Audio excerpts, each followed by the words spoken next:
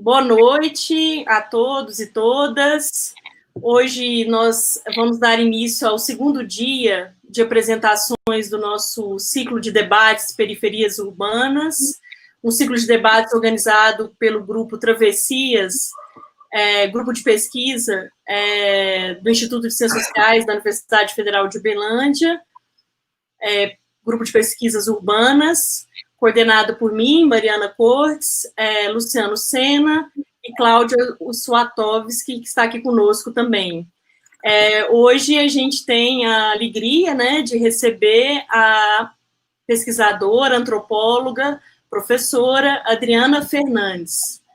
A Adriana tem pós-doutorado com bolsa da FAPERJ, pelo Programa de Pós-Graduação em Ciências Sociais da Universidade do Estado do Rio de Janeiro, onde realizou também o doutorado e o mestrado.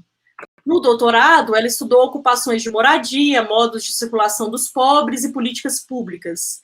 Ela se dedica hoje aos seguintes temas: deslocamento e processos de segregação no Rio de Janeiro, formas que as camadas populares acessam o Estado, manejam direitos e políticas, as experiências na precariedade e as formas de resistências. Ela é pesquisadora do grupo Distúrbio, Dispositivos e Tramas Urbanas, Ordens e Resistências, da UERJ. Possui experiência como professora universitária e atualmente participa como professora visitante na especialização em Sociologia Urbana da Universidade do Estado do Rio de Janeiro e é também responsável pelo podcast Distúrbios na Vida. Bom, então é com muita alegria que nós recebemos a professora, pesquisadora Adriana, para fazer a palestra e a live de hoje. Drica, é com você. Então, gente, eu queria agradecer muito o convite, especial aí a Mariana, a Cláudia, o Luciano, e continuar a nossa interlocução. Acho que com a Mariana já vem de algum tempo, assim, então acho que as pesquisas dialogam, as nossas pesquisas, os nossos temas dialogam, então é sempre uma alegria poder a gente conversar, trocar os autores que a gente gosta em comum, então agradeço muito aí de estar presente, de ter sido convidada, e, enfim, vamos lá, eu pensei, assim, eu construí, tinha o PowerPoint e tal, mas eu construí um paper, mas, peraí que não está aparecendo aqui, opa. Então, eu construí um paper aqui, uma comunicação, né, para não perder tantas coisas, mas no meio eu vou fazer umas paradas, vou conversar um pouco, e aí eu pensei, eu ia apresentar, pensei em falar das pesquisas, pensei de maneira mais geral, mas depois eu tentei, eu busquei conversar alguns temas que apareceram na pesquisa sobre ocupações de moradia e na pesquisa dos abrigos que eu fiz no pós-doutorado. Então, de alguma maneira, há uma continuidade, né, dessas pesquisas, desses campos, e eu vou explicar por quê, assim. Embora os desdobramentos dos campos tenham sido muito diferentes, assim, momentos muito diferentes também da minha inserção como pesquisadora, então, acho que depois, no bate-papo, eu posso falar, né, mais sobre isso, porque eu acho que pode ser legal para contribuir em termos, assim, de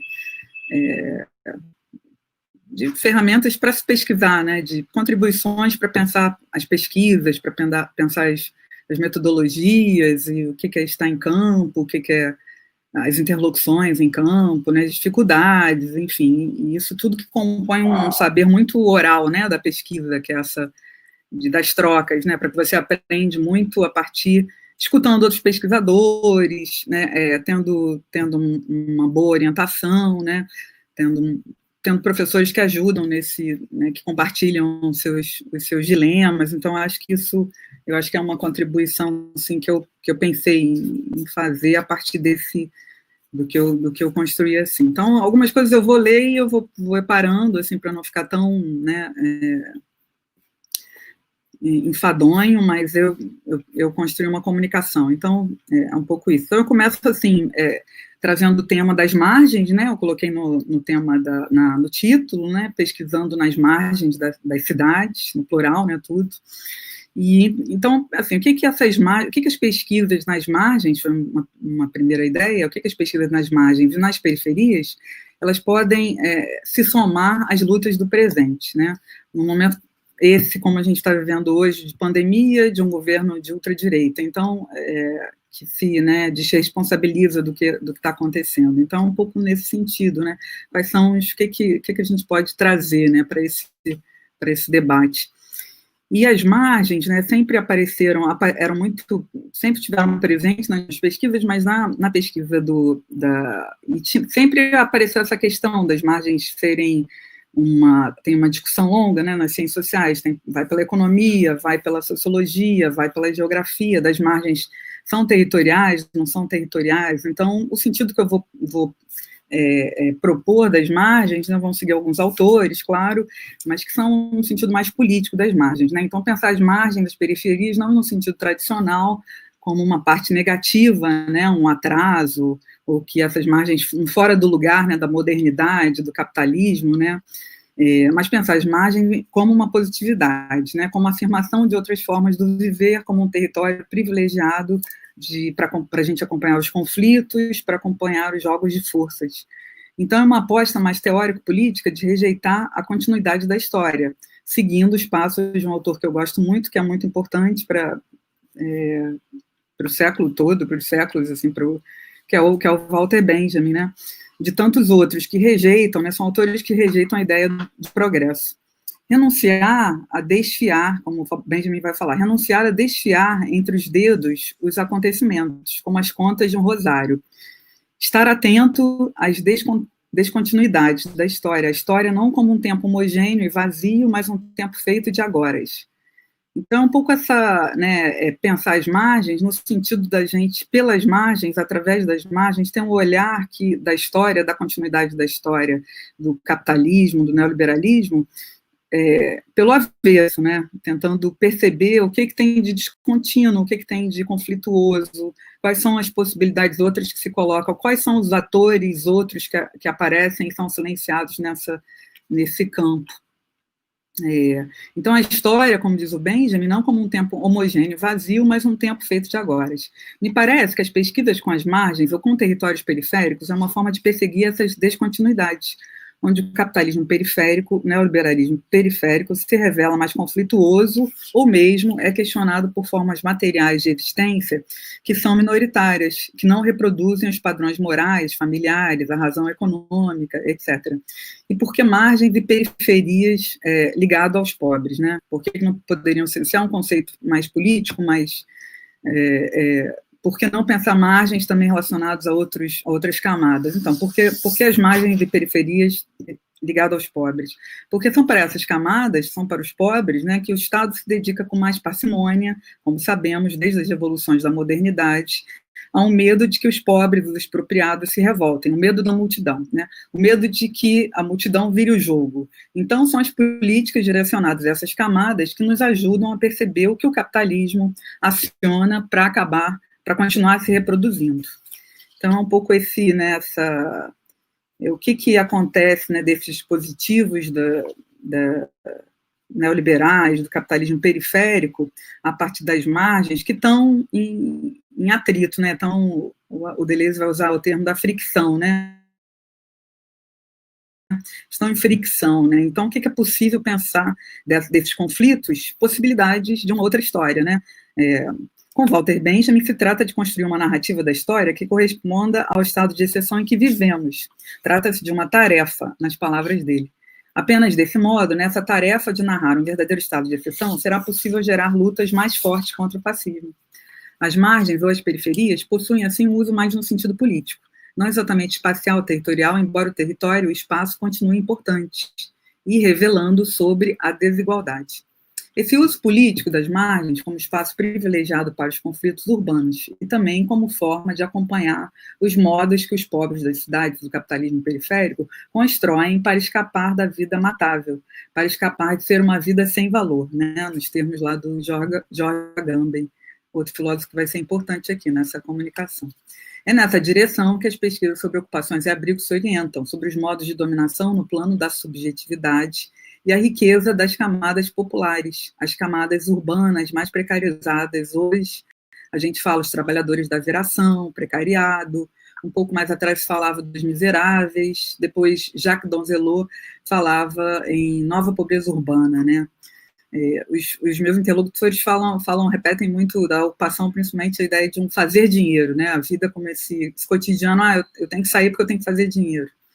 De qualquer forma, trata-se de pensar essas camadas não exatamente subordinadas ao mundo do trabalho formal, ou simplesmente grudadas aos cálculos pela sobrevivência cotidiana, mas para complexificar a vida material, sem negar as urgências ou a vida muito difícil que às vezes se coloca. Essa expressão, né, vida muito difícil, era uma expressão que o interlocutor de pesquisa, um morador de ocupação, gostava de usar para comparar sobre sua vida, então, difícil, que era a vida que ele se encontrava naquele momento, e que estava tudo bem.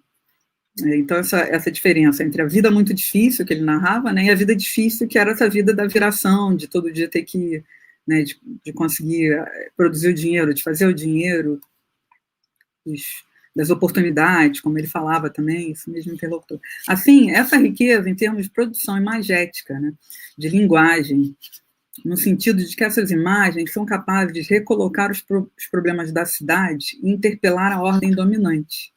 Há uma autora da antropologia que é muito importante sobre isso, que é Vena Dais. Essa autora indiana traz, entre muitas outras ideias frutíferas, a ideia de éticas particulares, como formas de viver das pessoas comuns, dos pobres, moradores de periferia e de regiões precarizadas da cidade. Segundo Dais, pensando em éticas particulares, no caso específico da pandemia, por exemplo, além de continuarmos utilizando a antropologia e outros saberes sobre a vida social para criticar ou desconstruir as posições científicas e dos especialistas, mas também para garantir justiça, não através de princípios neutros e impessoais, mas se indagar sobre como se valoram diferentes objetivos morais. Desse modo, precisaríamos atentar para as demandas de conhecimento geradas pela pandemia em termos de variações locais. Segundo ela, para entender as decisões das pessoas num momento crítico como este. E ela também vai indicar, quer dizer, não é só entender, né, mas também propor saberes que acompanham essas variações locais. Então, nesse caso, a gente pensaria soluções pela epidemiologia que também levassem em conta, né, as peculiaridades, né, do que a gente vive no Brasil, a heterogeneidade de situações, né, que a gente tem acompanhado, né, a dificuldade de como de tudo que foi colocado, né, pela OMS como forma de evitar a transmissão e das dificuldades que eram, né, que aí as 1000 acusações morais, né, que as pessoas não querem fazer lockdown, isolamento, ou não conseguem, ou isso e aquilo. Então, isso eu acho que é um tema importante, depois a gente pode retomar. A pergunta que ela traz pode ser colocada nos seguintes termos. Diante de condições materiais precarizadas e de vidas vulnerabilizadas, o que é possível construir com uma ação política eficaz?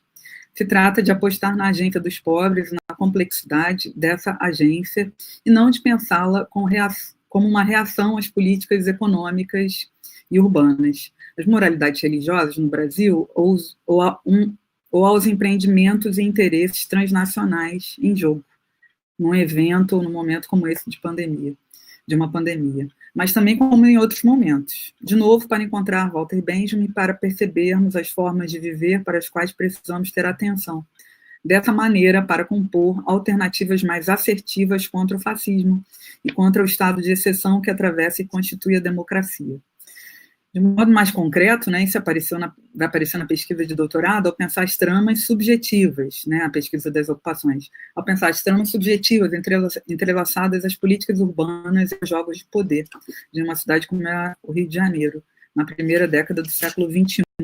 Eu comecei a transitar, então, pelas ocupações em 2007, né, a partir de amigos anarquistas, fazendo um pouco...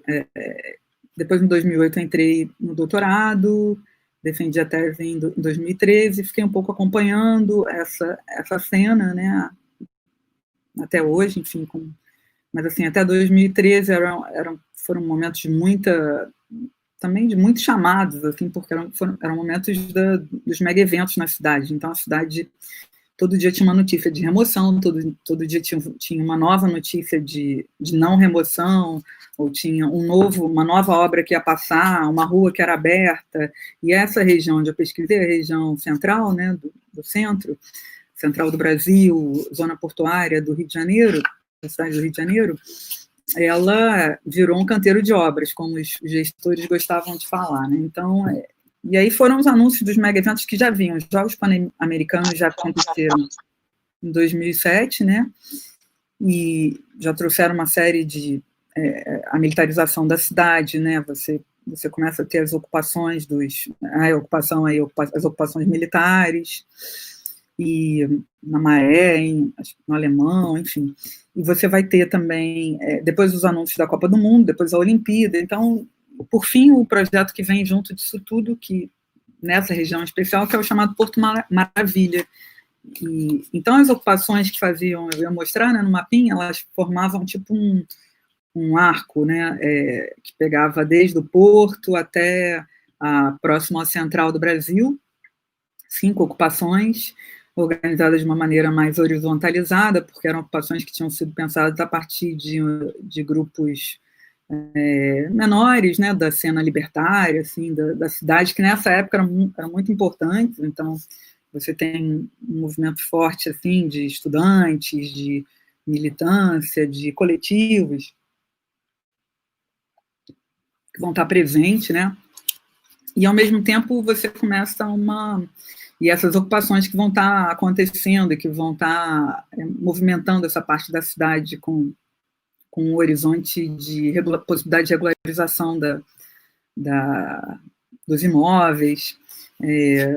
Nessa época, se eu não me engano, né, havia pelo menos 29 processos em 2013 no ITERJ de regularização no centro de imóveis ocupados. Então, era em termos de fato político, né, e o efeito disso, porque aconteceu que a Janice Caiafa, uma antropóloga lá atrás do Deleuze, a ideia do enxame, né, do enxameamento da cidade, essa ideia de que a partir do centro também, um lugar de possibilidades da viração, de maior número de possibilidades da viração. Então as pessoas, quando as notícias dos prédios, elas vão cada vez mais chegando e tentando ocupar outros lugares, outros espaços. Então, e um número também de circulação de pessoas por esses espaços e dos movimentos desses pequenos coletivos. Então, é um momento muito rico, né, da cidade, que vai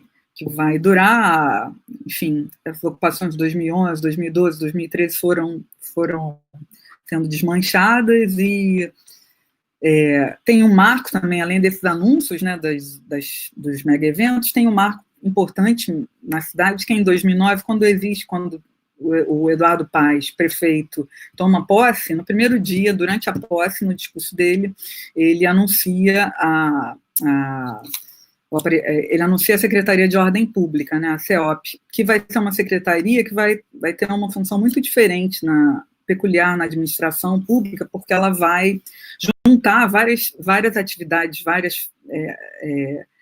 a parte da administração pública que aconteciam muito de maneira muito capilarizadas, por regiões, por atores diversificados. O que ele faz? Ele unifica isso tudo, ele torna a parte da rua, né, e a parte do controle da rua, dos ambulantes, dos imóveis, muita coisa mesmo, vai para essa Secretaria de Ordem Pública. No início de 2009 isso acontece.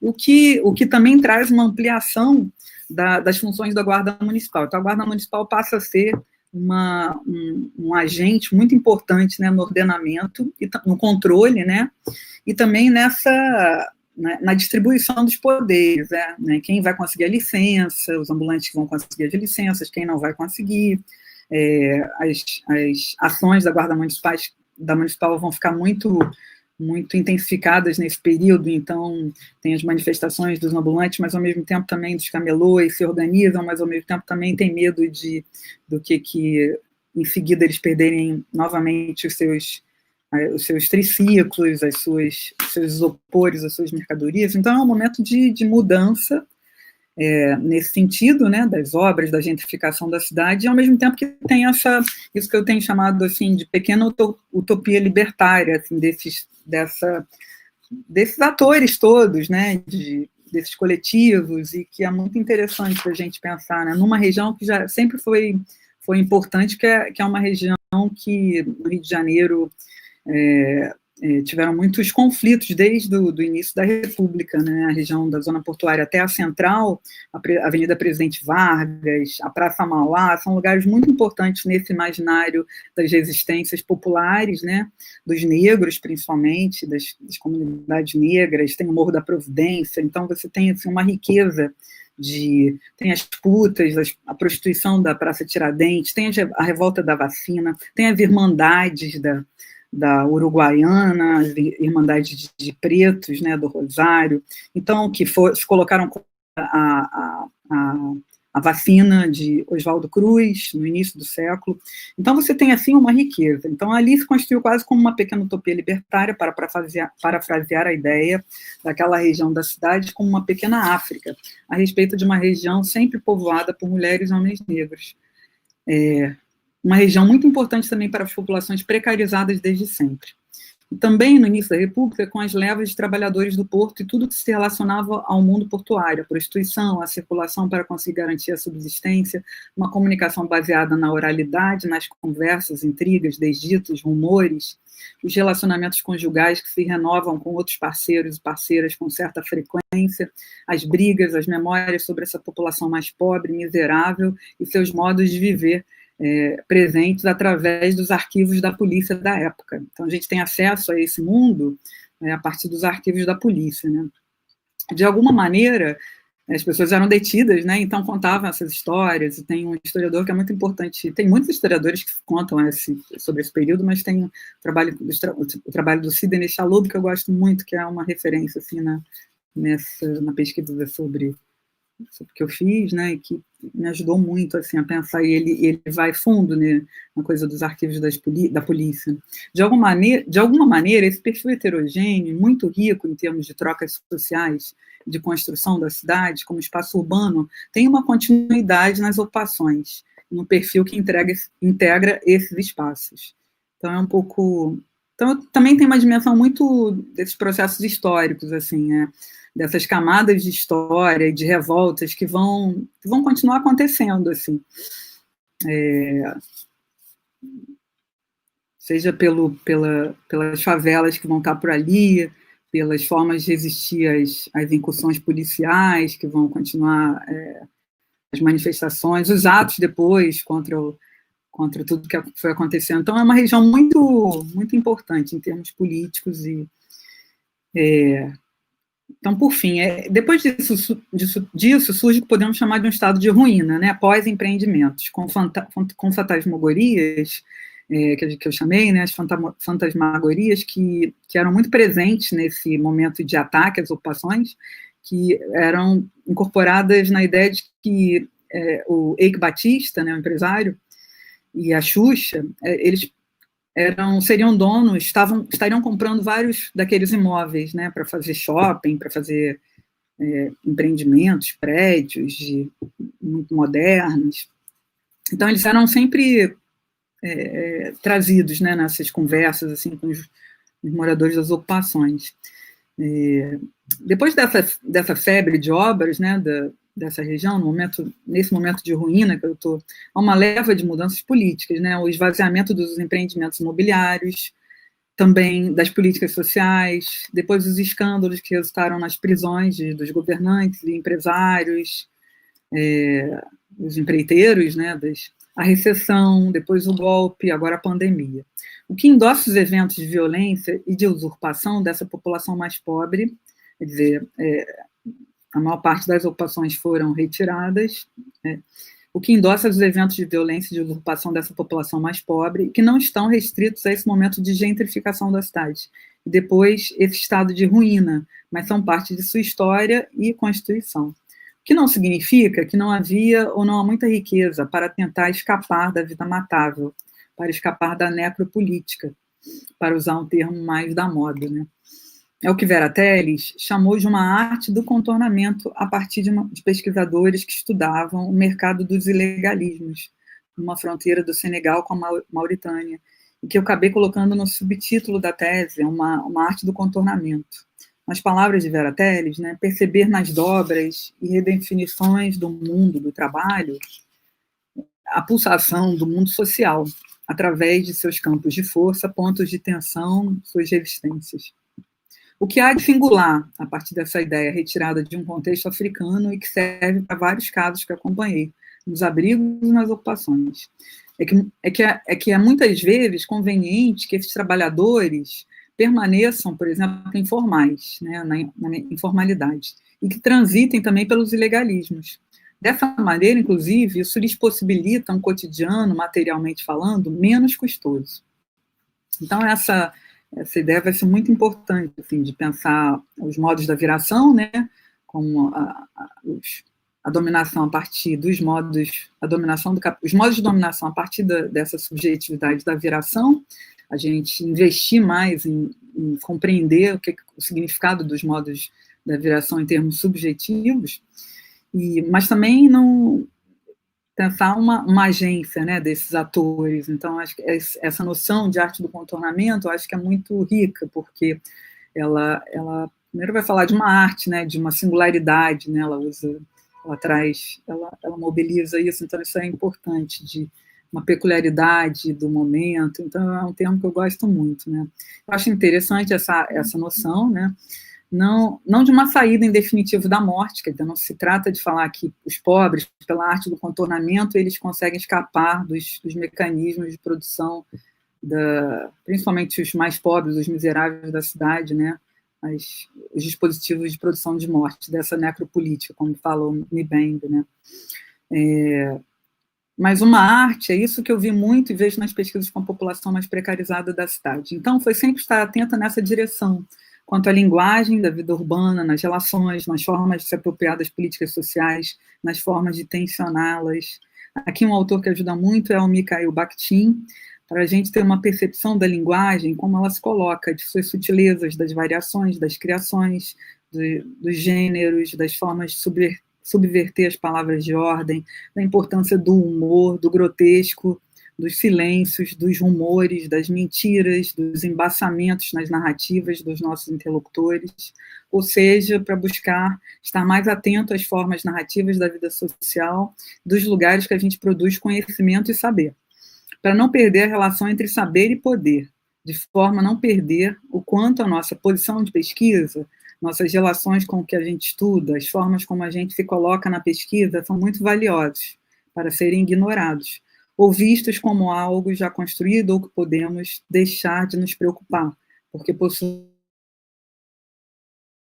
uma perspectiva teórica que nos é suficiente.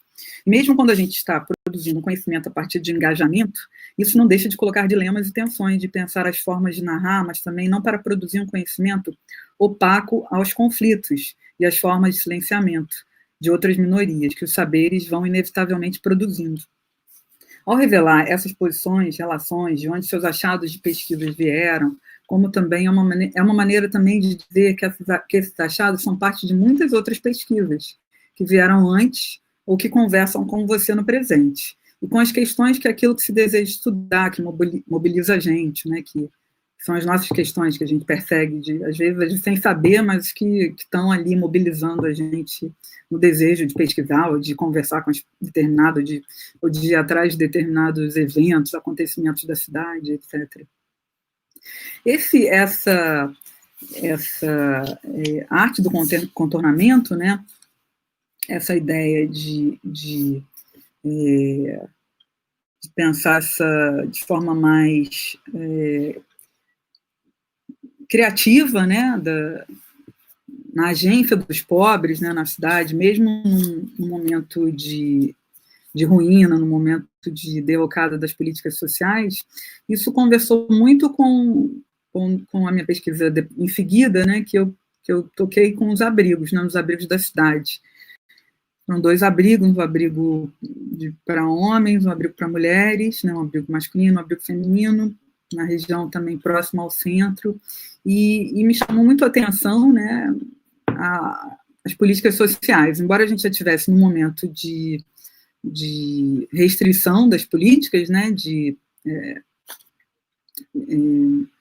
desconstrução das políticas, de precarização dessas políticas, etc., etc. Essas políticas sociais, elas eram o tempo todo acionadas pelos interlocutores dos abrigos, assim como eram nas ocupações, assim, mas eu já não acompanhei tanto, mas nos abrigos havia uma peculiaridade das políticas sociais, então isso me interessou bastante, porque assim, nas ocupações eu acompanhei os movimentos, alguns interlocutores, um momento histórico, assim, né, desses projetos urbanos, as tentativas de escapar de tentar escapar da morte, de escapar de voltar a ter uma vida muito difícil lá naquela, né, retomando lá o conceito do meu interlocutor. Nessa história aqui dos abrigos, né, as políticas sociais, elas mobilizavam todo um repertório um pouco diferente, que era tentar entender o Estado, né, entender porque nas ocupações o Estado vai aparecer pouco, né, vai aparecer pouco no meu interesse, assim, e ao mesmo tempo começou a me interessar porque eu acho que a pesquisa ficou com uma lacuna de perceber o que os agentes, como é que de conversar com os agentes estatais, de pensar o que eles, a sua movimentação com mais, de acompanhar um pouco com mais parcimônia, né, os seus deslocamentos, o deslocamento do Estado. Então, o Estado vai aparecer muito nas ocupações como aquele outro, assim, que a partir da fala dos interlocutores, dos moradores, e nos abrigos eu queria exatamente o contrário, eu queria acompanhar muito os agentes do Estado, então, através das assistentes sociais, era muito impressionante porque nas ocupações já se falava das assistentes sociais, do CRAS, dos CAPs, dos CREAs, enfim, do Bolsa Família, de todos os de elementos, né, da assistência e do SUS, da assistência social e da saúde, que eram o tempo todo mencionados ou operados nesse cotidiano e que eu deixei um pouco de lado. Então, nos abrigos, que muitos dos ocupantes já tinham passado por abrigos e contavam dos abrigos, era mencionado, né? Depois eu vou falar sobre isso, da ideia de um circuito.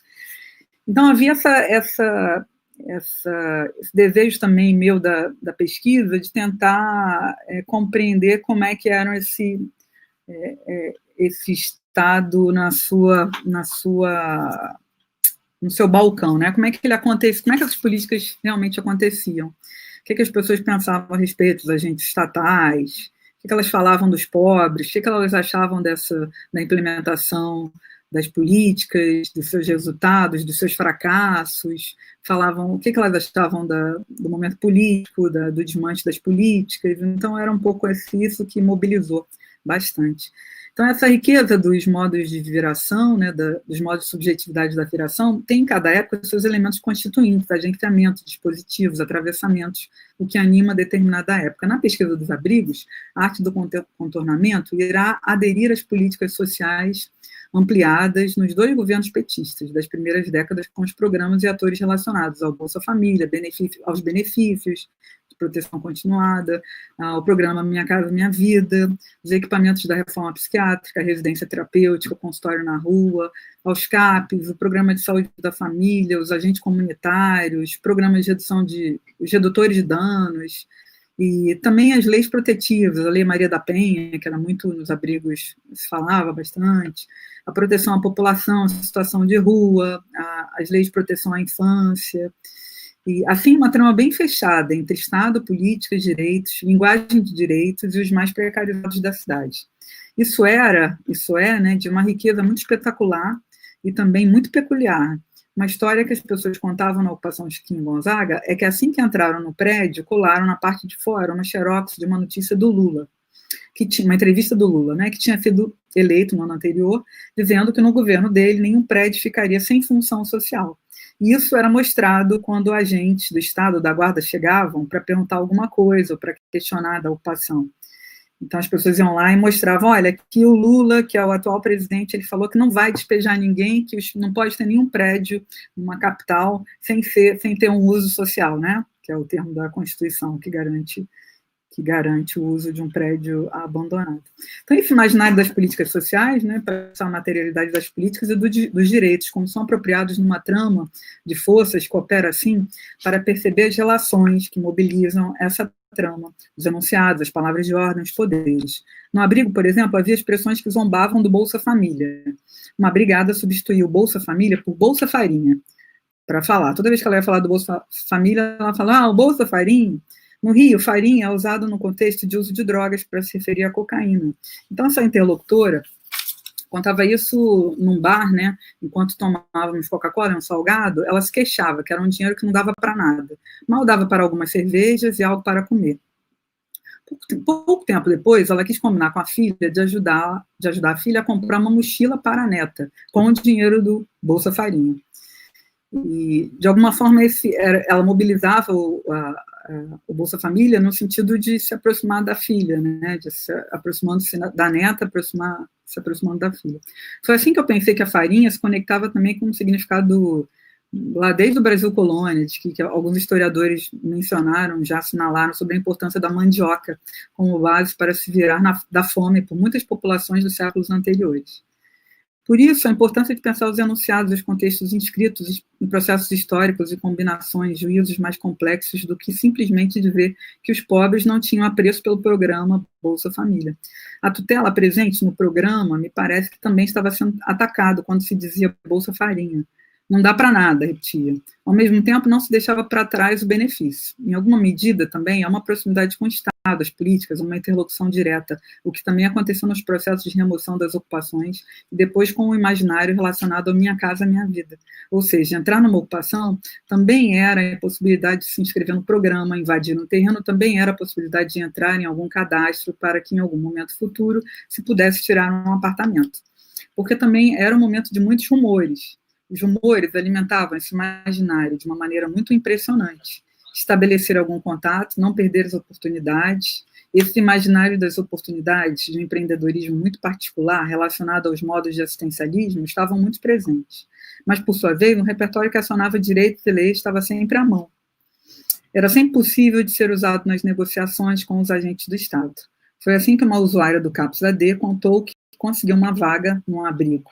Ela tinha boas relações com a equipe do CAPS, que ela frequentava por conta de ter ficado na rua. Crise de abstinência, recaídas, escutava vozes. Então, tentava obter com essa equipe, com a psicóloga, que ela gostava muito, uma vaga no abrigo para mulheres. Ela achava muito errado o CAPS não ter uma vaga para dormir. O CAPS tinha, mas não tinha uma vaga para ela. Então, ela reclamava muito disso, se queixava. E ela dizia, logo à noite, quando era mais difícil manter a abstinência, ou não querer ficar na rua, ou sofrer algum tipo de violência, né? Então, ela falava sobre isso. E ela colocava isso para a equipe, né, do CAPS, que ela frequentava já há algum tempo, que ela tinha apreço. Foi assim que ela continuava a demanda para uma vaga no corpo a corpo com os funcionários do CAPS e com a psicóloga. Até que um dia, ela estava muito chateada com essa situação, ela foi contando, ela resolveu sumir por alguns dias. Alguém viu ela na rua, depois ela foi no CAPS, e foi assim que ela conseguiu uma vaga no abrigo. E ela manteve o tratamento no CAPS com a mesma psicóloga. Então, junto a esse imaginário, né, se coloca também um circuito da viração, um circuito dessa população por equipamentos públicos e serviços que é muito interessante de acompanhar. E aqui são muitas pesquisas e pesquisadores que foram indicando isso, né, pensar esse circuito da viração, né, esse circuito dos pobres, que vai incluir muitos equipamentos, e aqui são muitas pesquisadores. Então, só um pouco assim que eu vou indicar, mas acho que cada vez cresce, graças a Deus, essas pesquisas, desde Daniele Rui, Daniel De Luca, Mariana Martinez, Raquel Carriconde, que definiu uma tese, falando dos abrigos da circulação. A gente tem um dossiê sobre Vera Teres, que organizou sobre a Cracolândia. Agora tem a pesquisa em andamento de Carli Machado sobre as comunidades terapêuticas. Tem a própria pesquisa de Mariana Cortes, que é pioneira nesse sentido de mapear a riqueza de trocas em um circuito que vai acontecendo nas franjas da cidade. das cidades, e que, de alguma maneira, inclui também as passagens, como se diz, por presídios. Esse circuito, por exemplo, a partir do que eu pesquisei aqui do centro do Rio, inclui os restaurantes populares, o poupa-tempo, onde se tira documentos, declarações, certidões das mais variadas, cartões de transporte, PAFs. Também o restaurante Garotinho, restaurante popular aqui, o Hotel da Central, os abrigos, o camelódromo, que depois pegou fogo, os hotéis de baixo custo, as hospedarias, em São Paulo os albergues, as cracolândias, as regiões próximas do CRAS e do CREAS, também vão sendo importantes, as ruas e praças onde acontece a entrega de quentinhas, cobertores, próximos de igrejas que oferecem as mesmas coisas, ou ainda remédios, atendimentos médicos, etc.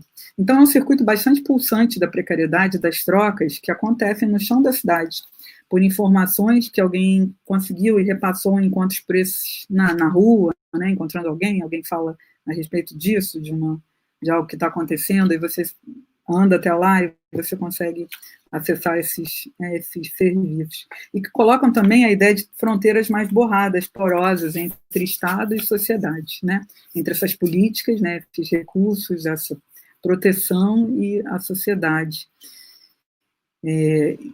Junto com essa arte do contornamento, né, também a gente pensar a positividade da precariedade, acho que isso também é importante de levantar. Dentro da ideia de precariedade, haveria uma diferença importante de sublinhar.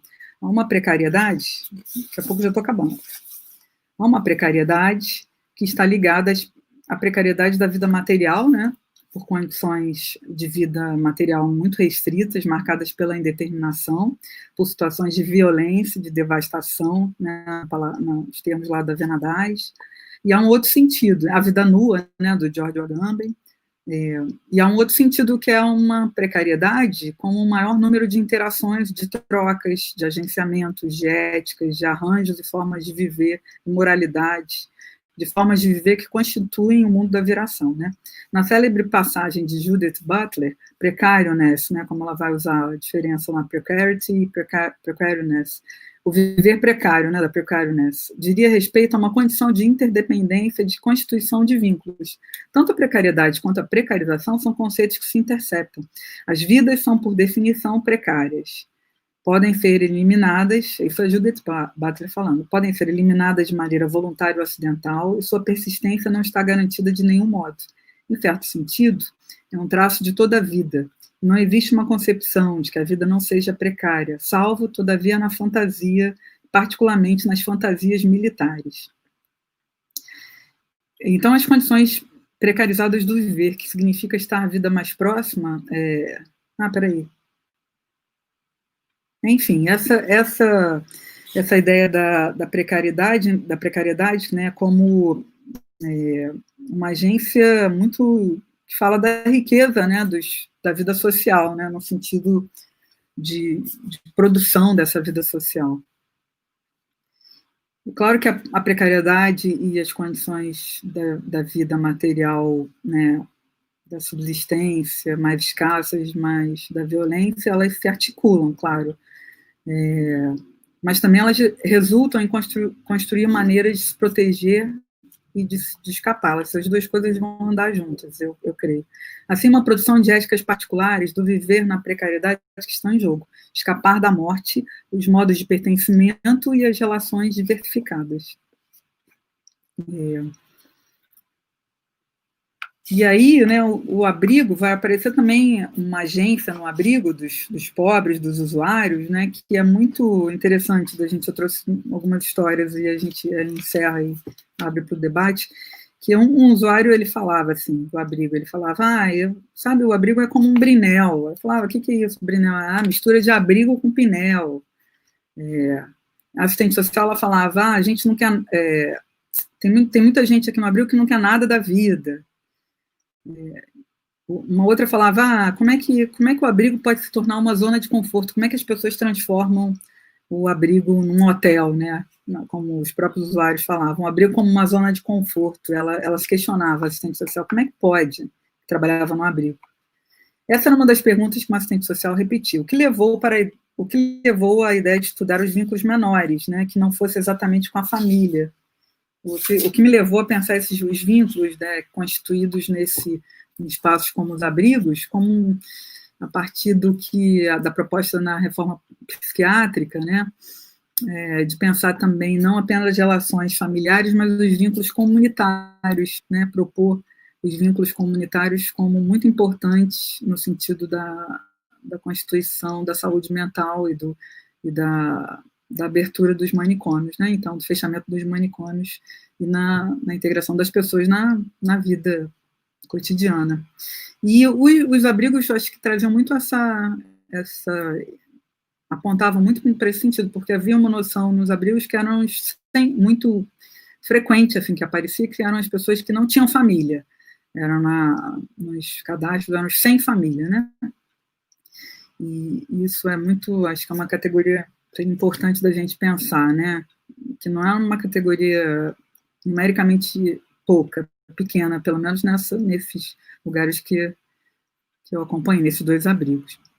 E era retomada, assim, pelos assistentes sociais, até porque muitas vezes a família era motivo de perseguição das pessoas ou de problemas, e então as famílias eram colocadas de lado, eram esquecidas em prol da possibilidade de construção de outras ligações, de outros laços, para se sentir protegido de alguma forma, né? Esse vínculo, para permanecer, todavia, por mais tempo nos abrigos, então, havia também uma ideia, por exemplo, de que os abrigados queriam continuar nos abrigos muito mais tempo do que os 9 meses, né, que eram permitidos, né, pela secretaria. Esse vínculo, para permanecer no abrigo, todavia, seria tornar-se por mais tempo um corpo considerado em condição de risco de vulnerabilidade. Isso saltou aos olhos no campo dos abrigos por conta do uso de medicamentos, da presença de residentes com doenças crônicas, de pessoas especiais ou fazendo uso de psicotrópicos. Como dizia Fassan assinalou, o dispositivo estar doente ou medicalizado se tornou importante moeda de troca para as populações em situação de vulnerabilidade. Em Compaixão e Repressão, a economia moral das políticas de imigração na França, esse autor mostra como ocorreram as transformações políticas de asilamento entre os anos 90 e 2000. O humanitarismo, que se intensificou nos anos 70 até os 90, foi abalado com a invasão de imigrantes na Europa. O discurso dos direitos humanos passou a ser conjugado com o direito securitário, que significou, em termos práticos, a diminuição da concessão de refúgios e asilos políticos e o aumento de uma população migrante em situação irregular e precária. A partir dos anos 2000, o dispositivo de possuir uma doença severa passou a ser cada vez mais acionado como estratégia de permanência e de regularização da condição dessas populações. Então, você tem uma mudança, assim, a doença como uma possibilidade de permanecer, de se legalizar, né, de conseguir permanecer em outro país. Ser visto assim, o mercado de sofrimento, como também mostrou o trabalho de Mariana Cortes, no trabalho sobre os ex-usuários e ex-bandidos que se tornam evangélicos e vendem seus testemunhos numa rua da capital paulista, podemos imaginar com Fassan e com Lauro, nome fictício de um abrigado, se recuperando de uma longa internação no hospital, ele sem família, residente no João Antônio, e que não queria ser desligado, o termo lá, né, do abrigo. Ou seja, queria permanecer e via a entrada na fila dos remédios como uma forma de estender sua vaga, que é um mercado... Então, ele entendia, ele falava, ele comentava que talvez se ele entrasse na fila dos remédios, né, ele poderia estender o seu tempo no abrigo, que já estava acabando. Ou seja, pessoas reconhecidas pelo Estado em maior ou menor situação de vulnerabilidade, consequentemente, são incluídos em alguma medida protetiva, ou lhes é facultado acessar políticas ou programas. Assim como o contrário, aqueles ou aquelas que não atendem às condicionalidades exigidas e por isso ficam de fora, embora sejam consideradas pelos próprios agentes estatais em situação de vulnerabilidade. Para acabar, né, para encerrar, essa relação muito estreita entre vulnerabilizados, Estado e políticas sociais foi chamada por Patrícia Birman de populações embebidas em circuitos governamentais, experiência de vida e subjetividade submetidos a modos de conformação específicos no interior de cada uma dessas instâncias governamentais. Embora eu pense também nas marcas da violência, de controle e disciplinar do Estado e das políticas em relação aos vulnerabilizados, me parece necessário também incluir esse embeber-se, né? Também nesse embeber-se incluir os enfrentamentos que os pobres direcionam ao Estado, este seu próximo, como, por exemplo, quando abrigados querem permanecer no equipamento por mais tempo que o estabelecido como teto limite, ou com os vínculos que estabelecem com educadores e outros trabalhadores da assistência, dos equipamentos de saúde. Foi isso que aconteceu, por exemplo, no caso de uma educadora do abrigo feminino, que chamou para morar com ela uma senhora idosa que era do grupo Sem Família, etilista há muitos anos, e que chamou para morar com ela. Nos últimos tempos, a educadora ela precisava fechar a geladeira com cadeado, e nessa geladeira tinham todas as substâncias alcoólicas da casa, né? Para que elas não fossem, quando ela saísse, a senhorinha não consumisse. Então, é isso. A gente pode abrir para o debate, né? Obrigada. Muito obrigada, Drica, pela apresentação, muito interessante, muito rica, né, para nossos interlocutores aqui, para os alunos também, que estão presentes. Enfim, essa sua capacidade de ir acompanhando, né, essas tramas dessas vidas conectadas com esses circuitos governamentais, urbanos, políticos, é sempre um prazer de ouvir você dizer, enfim, você falar. Bom, pessoal, eu vou abrir, então, para o debate, né? As pessoas podem fazer perguntas pelo chat, ou também podem tomar a palavra aqui, né? Habilitar o vídeo, o áudio, para fazer a pergunta ao vivo, né? Assim. Então, estou deixando aberto. Enquanto as pessoas estão pensando, eu também posso fazer a primeira, e aí a gente vê. Quem quiser falar ou perguntar pelo chat, pode ir se inscrevendo pelo próprio chat. Mesmo quem quiser falar, seria bom se inscrever pelo chat, né? Seria interessante. Então, estou vendo aqui o Luiz Alex, da UFMG, gostaria de falar.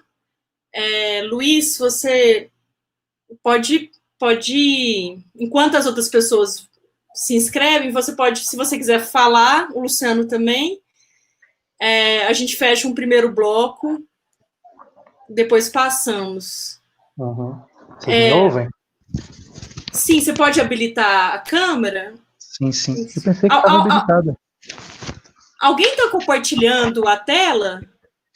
Bem, eu não. Eu acho que não. Tá bom. Quer dizer, eu acho que não, né? Hoje em dia eu tô apanhando tanto da tecnologia que eu não sei. Certo. Luiz, você habilitou o vídeo?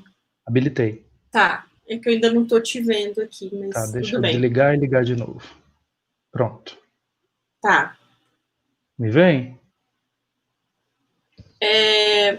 Bom, eu não sei porque eu não estou vendo, mas eu tô com alguém, eu tô vendo a tela aqui compartilhada, então eu não sei. Tá, acho que alguém clicou sem querer no compartilhar a tela, mas, enfim. Pode falar de todo jeito. Tá. Pode ser um problema aqui meu também. Bem, boa noite a todos, boa noite a todas. Eu sou o Luiz Alex Saraiva, eu sou professor da Faculdade de Ciências Econômicas da UFMG e eu já trabalho com cidades há bastante tempo, né? A minha área específica é o campo de estudos organizacionais, que é um campo dentro da administração, mas a gente tem uma perspectiva que não é uma perspectiva que diz amém para aquela lógica de grande empresa industrial, né? Então, o nosso olhar é interdisciplinar, voltado para uma perspectiva da cidade, organizacional da cidade. E, coincidentemente, eu vi esses dias o chamado, eu fiquei muito feliz de ter encontrado não só esse ciclo de debates, como especificamente essa discussão, porque eu vou começar agora uma pesquisa grande sobre centros e margens da cidade, né? E a minha questão, ela está vinculada ao quanto existe de um certo planejamento, de uma certa previsibilidade no âmbito da cidade. Por que eu estou falando isso? Belo Horizonte, ela tem a característica de ter sido a cidade que foi planejada para ser a vitrine da República, né? Então, ela foi inaugurada em 1897, e a ideia é de que ela assumisse, né, uma ideia de uma cidade que iria refletir a modernidade, refletir o futuro, etc. E desde o primeiro momento foi uma cidade altamente segregadora, porque os trabalhadores que construíram a cidade, né, estou falando aqui principalmente de homens migrantes e negros e pobres e também as prostitutas, não foi permitido a essas pessoas morar na cidade, né? Eles ficaram do lado de fora da Avenida do Contorno, então a margem aqui surge quase ao mesmo tempo do que os centros, né? A cidade ficou praticamente vazia por 13 anos, por conta da pressão de Ouro Preto, que era a capital do estado, né, que não liberava os funcionários para virem morar aqui, e isso criou uma série de tensões. A minha questão para a Adriana é em que medida esses elementos que você descreveu tão bem a respeito dessa dinâmica de viver na precariedade, né, viver fora desta ordem instituída, isso não tem a ver até mesmo como um lugar dentro do próprio planejamento, isto é, eu planejo só o que eu dou conta, o que interessa na cidade, e o resto eu excluo ou não faz parte do meu interesse enquanto gestor público e assim por diante. Porque eu achei extraordinárias o seu depoimento sobre essas margens enquanto elemento muito, muito ativo, né? E ao mesmo tempo ignorado, né? Ignorado por nós, inclusive, né? A gente, se não tem um grupo, eu diria que não só de pesquisadores, mas de militantes a respeito dessa questão do periférico, né, a gente não enxerga essas pessoas. Então, eu gostaria de discutir, que você tratasse desses assuntos. Obrigado. Obrigada, Luiz, pela sua questão. Estão inscritos também no segundo bloco Luciano e Lívia. Pode falar, Luciano. Olá, não sei se vocês me veem, eu habilitei aqui o vídeo, mas queria dar boa noite a todos e a todas, especialmente a Adriana, agradecer mais uma vez em nome do grupo de pesquisa, também da turma de graduação, né, que inclusive líamos um texto no qual você também é uma das autoras durante essa semana, então eu acho que foi bastante interessante poder te escutar, foi muito rico. Eu acho que ampliou muito o nosso entendimento e conhecimento do seu trabalho e os caminhos que você está percorrendo e as questões que você tem trabalhado. Aqui, né, no grupo de pesquisa que eu, Mariana e Cláudia iniciamos, né, a gente tem pesquisado também ocupações em Uberlândia, né? Então, ela tem uma série de características bastante específicas, que não daria talvez para falar sobre elas aqui nesse momento, mas eu percebi, e o que me interessa nesse momento da pesquisa, quando a gente ainda está no campo, um campo interrompido, né, pela pandemia, mas enfim, a gente está ainda também nesse momento de se engajar, né, no campo, nos interessa uma reflexão que eu venho fazendo, né, e algo que por vezes também incomoda um pouco o próprio grupo de pesquisa, não sei se incomoda é o melhor termo, é o fato de que tanto a nossa entrada no campo, como a nossa relação que a gente vai estabelecendo com os agentes da ocupação, nos leva necessariamente ao engajamento né, naquela causa, ou seja, a gente se torna, por vezes, mediadores com outras instâncias do poder público, enfim, nós somos chamados, né, para uma série de trabalhos quase que de consultoria, não muito bem formalizada, mas enfim, né, a gente, né, acaba tendo uma série de outras atividades que, de certa forma, não gera nenhum tipo de problema, pelo contrário, né, uma vez não só por simpatias políticas que a gente possa vir a ter, mas uma questão de ética de pesquisa, isso se resolve bem, eu sempre entendi dessa maneira, que a gente só pode fazer uma pesquisa com um grupo, o qual a gente, de alguma maneira, está trazendo algum benefício, senão não teria sentido nenhum fazer uma pesquisa com aquele grupo. Aí você fala sobre o seu trabalho, que você começou, né, no trabalho na ocupação, no prédio no centro do Rio, e que a sua entrada também se deu, né, você falou do grupo de anarquistas, que você já conhecia previamente, enfim, mas depois, na continuidade do seu trabalho, você falou de buscar também um pouco da perspectiva dos agentes estatais. E aí eu fiquei pensando, dos agentes estatais, com os assistentes sociais, nem sempre a gente tem não só essa simpatia um pouco prévia, mas também essa necessidade de engajamento, e mais do que isso, por vezes a gente pode se deparar com algumas atitudes, ações com quais a gente tem dificuldade clara de aceitar.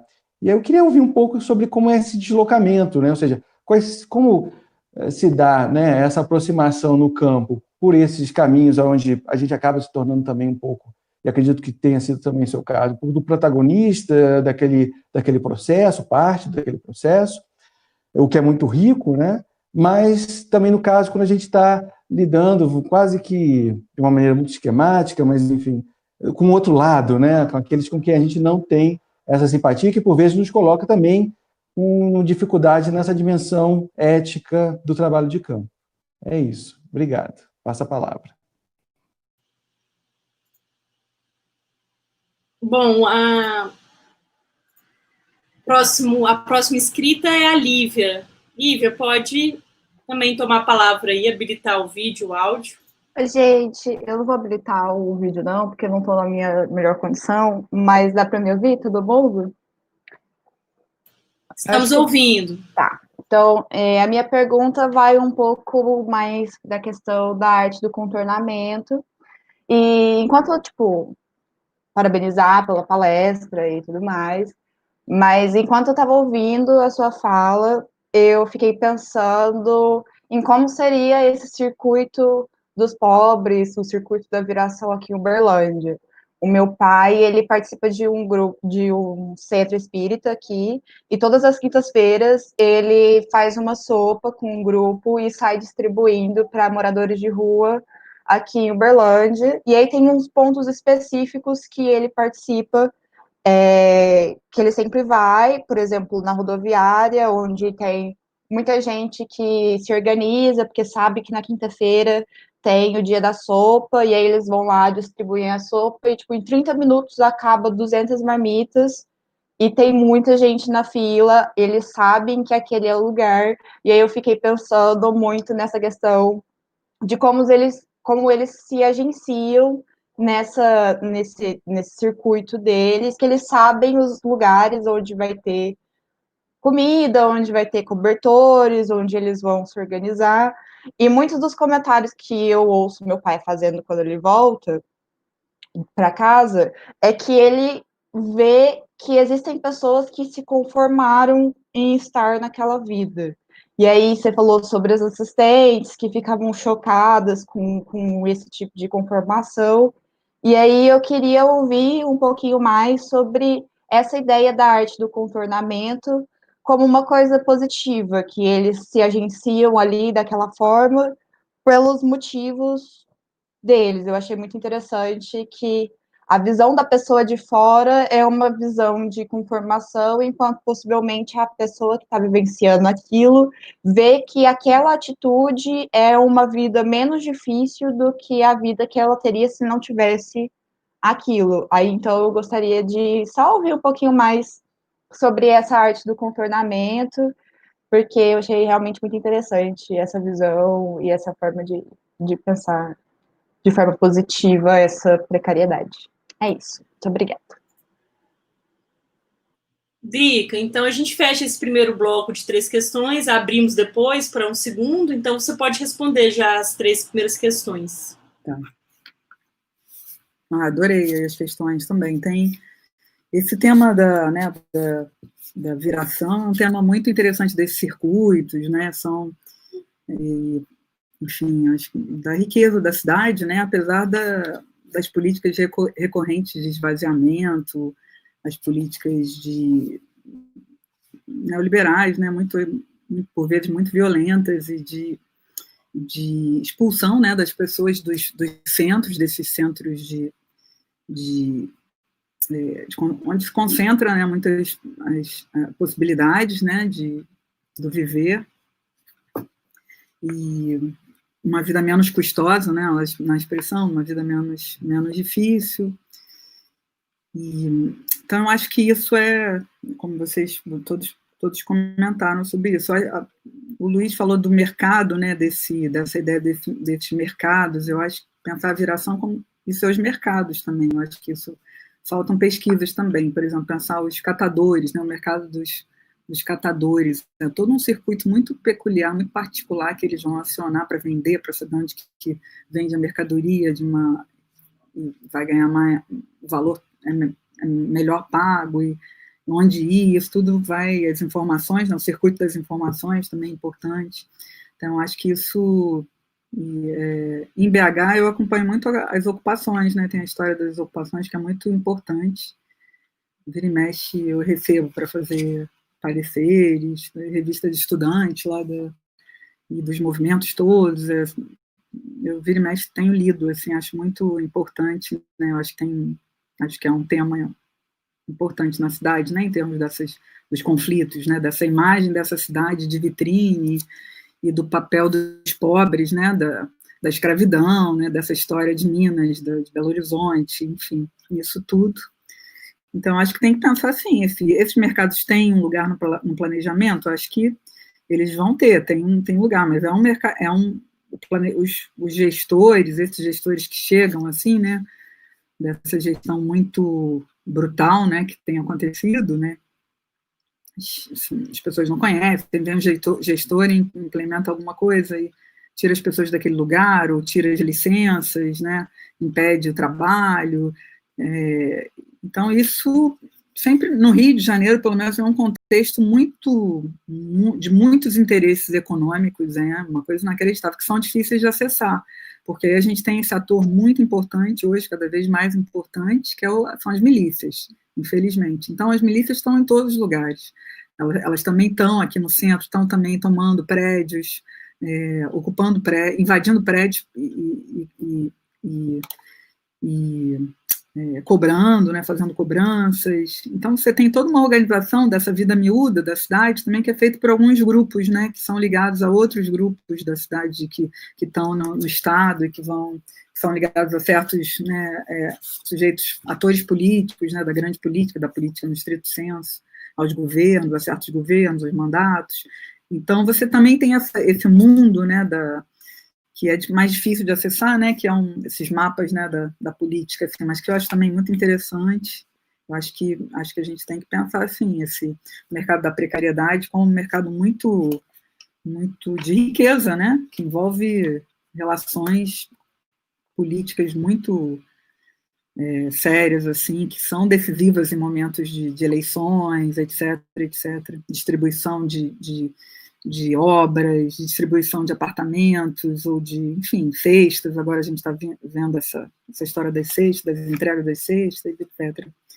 O Luciano, a Mariana já contou para mim da história um pouco das ocupações aí, eu acompanhei lá em Caxambu, a gente conversou, eu escutei ela falando, então foi muito interessante, né?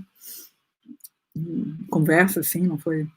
E eu acho que você traz esse tema dos agentes, né, do incômodo também, da gente estar circulando, acho que é uma dificuldade que a gente tem que pensar melhor também, circular pelos equipamentos, né, do Estado, ou tentar perceber como é que o Estado funciona nessas franjas, né, como é que são as práticas do Estado, mas como é que eles são também, essas políticas são apropriadas pelos pobres, como é que acontecem essas relações, né? Então, mas pensar também, e esses incômodos também que a gente tem, da gente estar inscrito nesses processos, né? Mas de forma também a perder um pouco daquela aura daquela ideia de neutralidade, né? Do pesquisador, que não pode... Porque eu acho que a gente acaba também... Algumas pessoas, alguns interlocutores vão levando a gente nesses caminhos, então acho que a gente não precisa... se envergonhar disso, né, ou ficar com medo disso, mas também ter uma certa delicadeza em perceber, né, os jogos envolvidos, ou se colocar de uma maneira, mas que não seja tão veemente, ou tentar... são coisas difíceis, né, em muitos momentos, mas que eu acho que eu penso assim, hoje eu penso... estar inscrita num lugar, assim, como foram os abrigos, assim, dentro do abrigo, no momento que os abrigos tinham muitas denúncias, para mim foi um pouco ruim, assim, em termos de produção da pesquisa, porque eu e Raquel Carriconde, nós éramos sempre vistas, também estava na pesquisa, estava pesquisando, né, para o doutorado dela, nós éramos vistas como essas figuras que poderiam falar do que estava acontecendo de errado nos abrigos. Então, isso dificultou bastante nosso, né, a inserção, enfim, um lugar de tensão, assim. E hoje eu penso que a gente pode acessar os equipamentos de outras formas. Eu acho que pelas franjas também, conversando acompanhando talvez as pessoas por esses equipamentos, mas não ficando dentro dos equipamentos, mas tendo uma outra, não sei, eu penso um pouco nesse sentido. Mas dessa forma também, tendo os seus afetos e as suas, né, os desafetos, né, entre os agentes estatais, porque a gente sabe também que o Estado, quando chega em alguns agentes, são agentes da violência mesmo, são agentes que vão estar ali para promover uma expulsão das pessoas, uma retirada, remarcar, né, em termos de os estigmas, os preconceitos. Então tem esses carimbos, né, do Estado que eu acho que a gente não pode também ignorar. A Lívia falou, né, do pai, então, muito interessante. Eu acho que é isso, as pessoas né, a Vera Teres teve esse dossiê que é interessante, um grupo, ela reuniu, né, um grupo de artigos, pesquisadores que falaram sobre a Cracolândia, e é isso. Então você vai perceber como muita gente que está na Cracolândia lá do centro de São Paulo, como as pessoas, na verdade, vieram de situações mais complicadas de vida, né, ameaças de morte, se recuperaram muitos meses em hospitais para se recuperar de uma surra que levaram, ou de algo mais grave. Se voltar para os lugares que eles têm relações, vão apanhar novamente, vai acontecer algo pior. Então, você tem hoje na cidade esses campos minados, né? A gente pode usar essa ideia da guerra, enfim. Então, às vezes, ficar na rua, ou constituir relações, ou enfim, é uma forma também, esperar que talvez possa ter uma ocupação, uma invasão, tentar entrar numa fila para conseguir um apartamento, esse era um horizonte muito importante.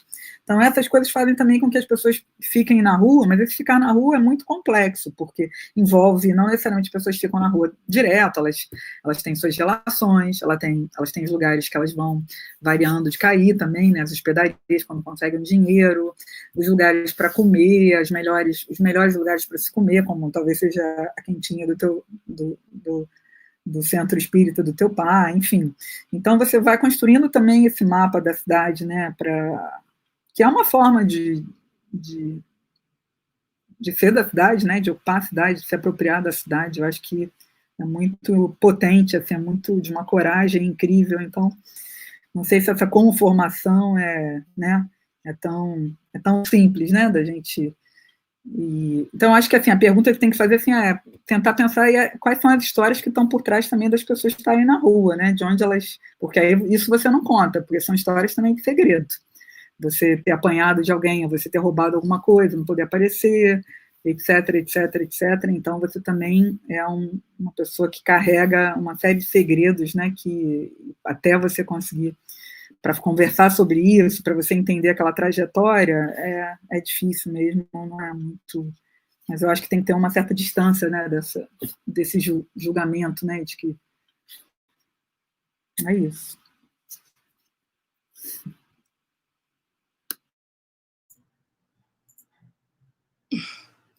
Obrigada, Driga. Eu estou aqui inscrita para fazer uma pergunta também. Também a gente tem tempo para mais, se alguém mais deseja fazer perguntas.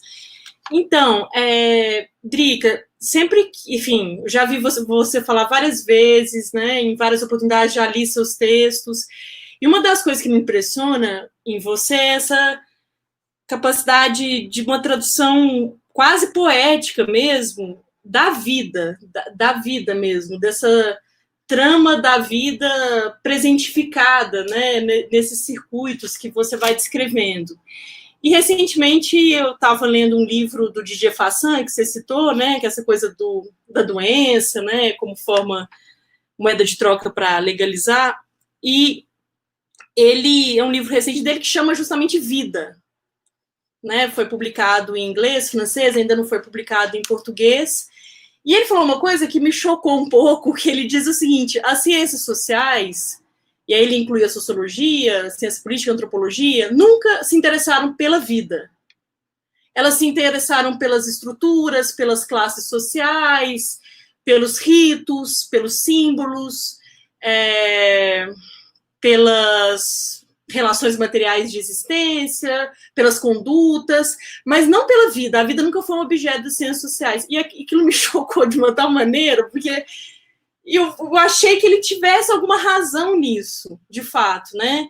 E recentemente também a Vena Das, que você citou, publicou um livro chamado Aflição, que eu ainda não tive a oportunidade de ler, mas, enfim, num dos comentários que tem na contracapa do livro é do próprio Didier Fassin, dizendo que a Vena Das, né, ao se interessar pelos eventos menores e para acompanhar essas formas de sofrimento presentificadas, né, no dia a dia, estaria abrindo a reflexão em uma pesquisa de uma antropologia sobre a vida.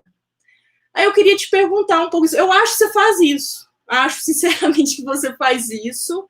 E eu acho que você faz isso com uma perfeição invejável. Eu tenho inveja, de fato. E aí eu queria...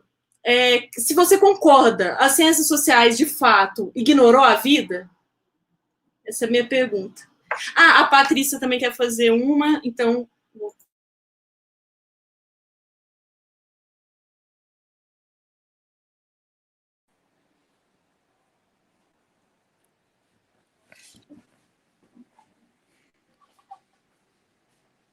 Posso fazer? Não sei. Pode falar, pode falar. Eu gostei muito, naturalmente não foi a primeira vez que eu escuto a Adriana falar, e mais uma vez também gostei muito, né? Mas eu queria assim, fazer um pouco um comentário e perguntar para a Adriana, já considerando que eu conheço, né, o trabalho de Adriana, que é o seguinte, eu acho que essa referência, Mariana, que você fez ao estilo, falar da vida, tal, tem alguns pressupostos teóricos. Assim, a Adriana usa muito a Vena Das, é verdade, mas eu tenho a impressão que isso não é só, né? Tem assim, outros autores, acho que talvez fosse bom ela enunciar.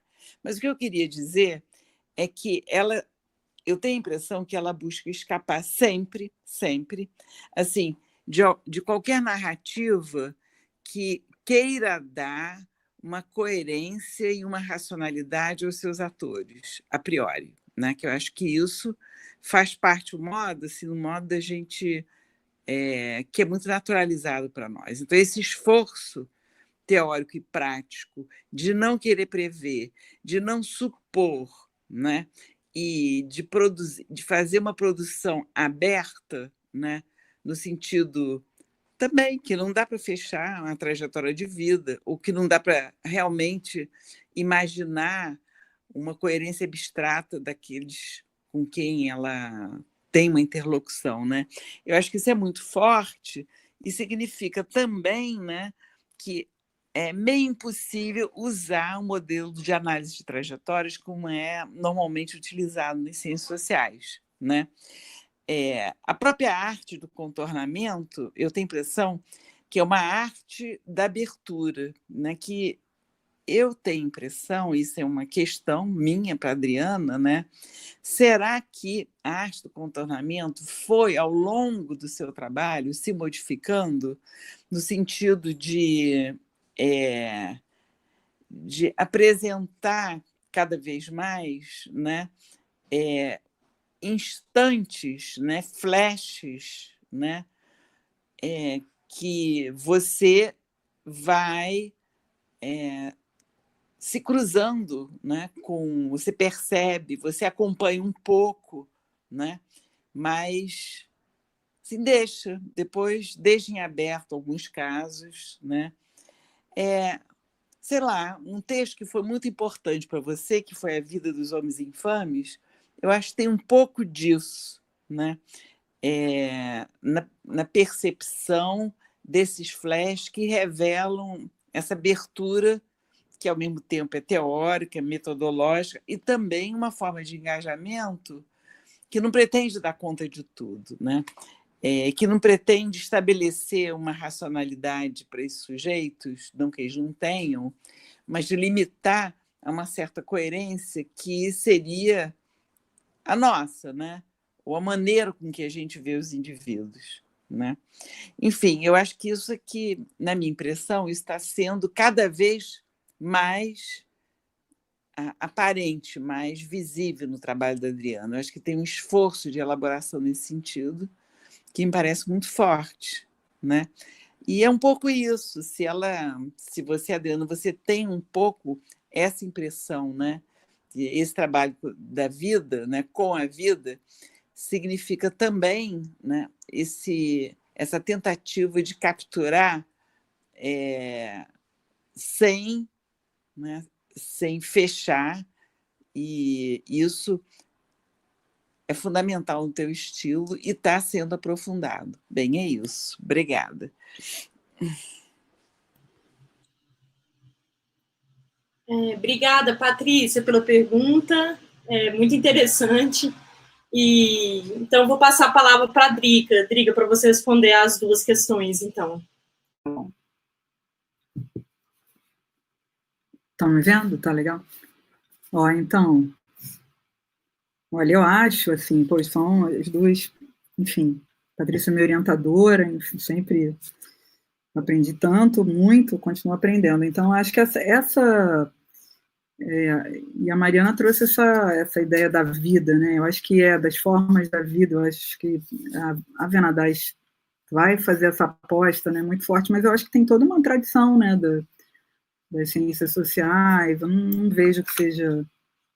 É claro que hoje eu acho que a gente vai tendo outras conversas, né, mas eu acho esse autor que eu trago bastante, que eu gosto, o Walter Benjamin, esse texto que a Patrícia citou, dos Homens Infames, e que é um texto mais da vida miúda, né, que o Foucault vai colocando. O Foucault tem textos da vida miúda que são incríveis, a história da loucura, ou mesmo em defesa da vida, enfim, essa ideia de transitar entre si, né, o Paulo Freire vai falar do chão, né, do que acontece no chão, né, da vida social. Então, acho que isso... Eu acho que as ciências sociais, não sei se pode ser mais o Didier Fasson gosta dessa, né, de causar um pouco, né, Mariana, não sei. Mas eu não sei se as ciências sociais, né, acho que não ignorou a vida, mas... talvez hoje a gente esteja uma crítica muito...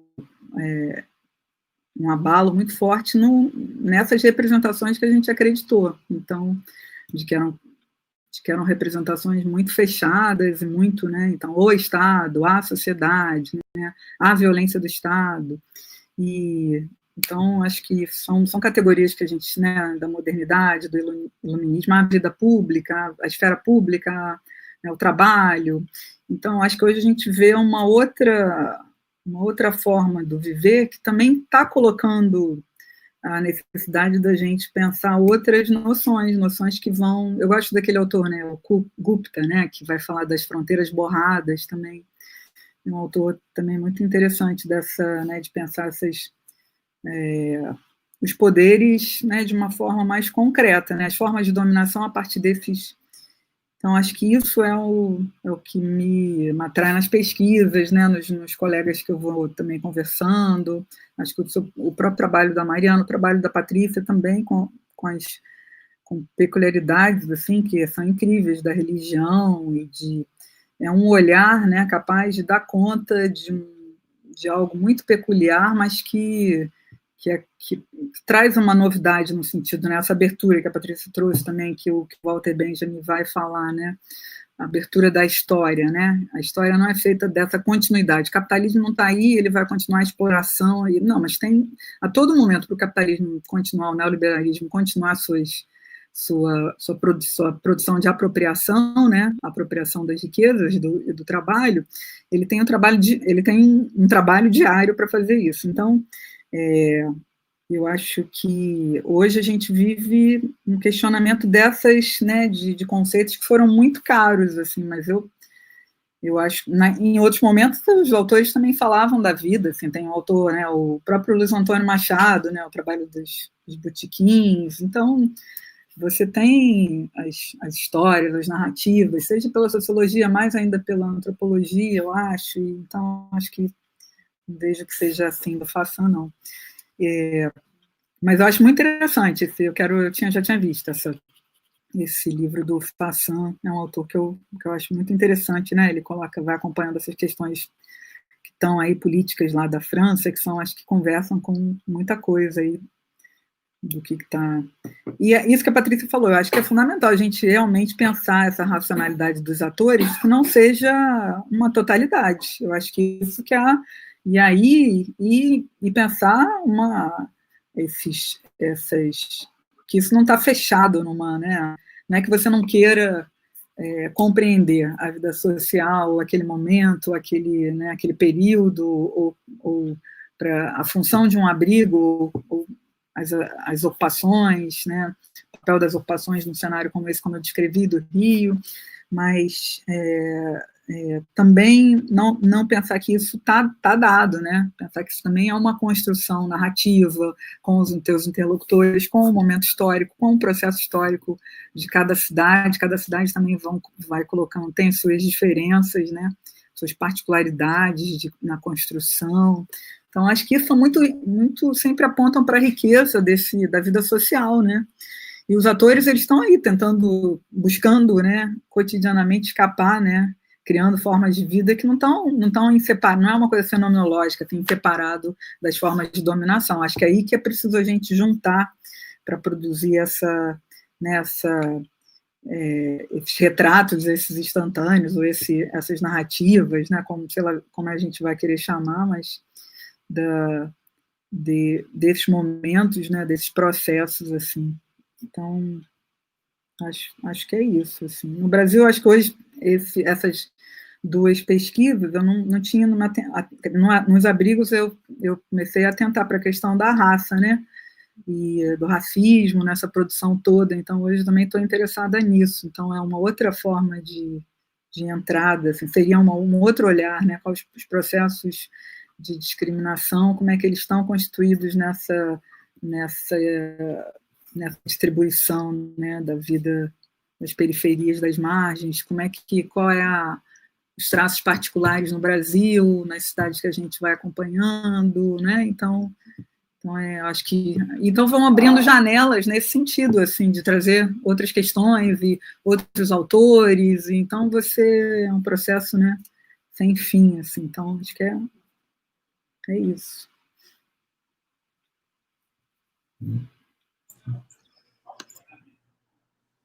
Oi, Drica. Então, Drica, era mais uma provocação mesmo, mas, enfim.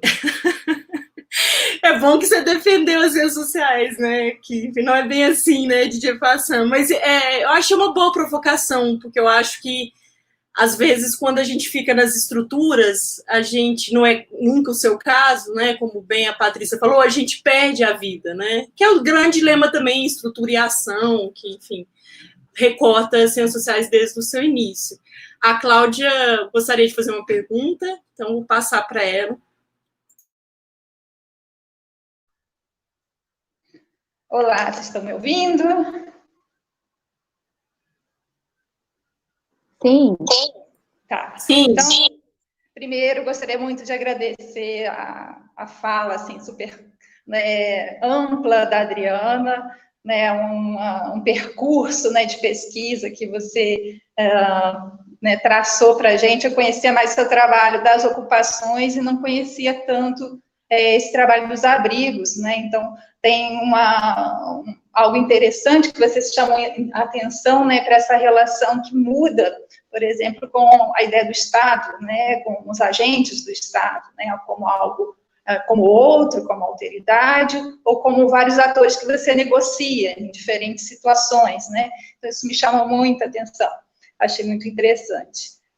Um dos aspectos, assim, que eu queria fazer uma pergunta é da relação Você falou dos vínculos comunitários, né, que você vai observando principalmente nos abrigos. Voltando um pouco para as ocupações, né, esses vínculos comunitários, eles estariam presentes como, né? Então, eu penso também numa tensão com outras relações de conflito, né, entre as pessoas, ou a ilegalidade, a própria ilegalidade que você citou rapidamente, né? Então, como a gente tem aqui a experiência mais das ocupações, né, a gente vê um pouco uma tensão nessas relações comunitárias, né? Então, se você pudesse falar um pouquinho mais da sua experiência, dessa relação das tensões, seja ou de individualismo, ou das ilegalidades, nas relações também de vários atores dentro dessas ocupações, principalmente. Era isso, obrigada.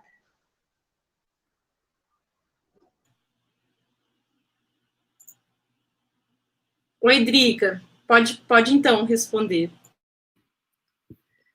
Eu acho que tem sim, Cláudia, essa ideia, né,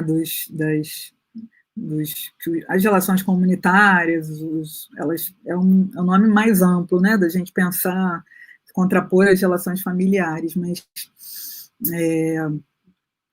eu acho que pensar os abrigos, eles traziam uma forma de estigmas, né, envolvendo os ilegalismos e o uso de drogas, as questões das moralidades, né, que vão estar se colocando muito de uma maneira mais premente, assim.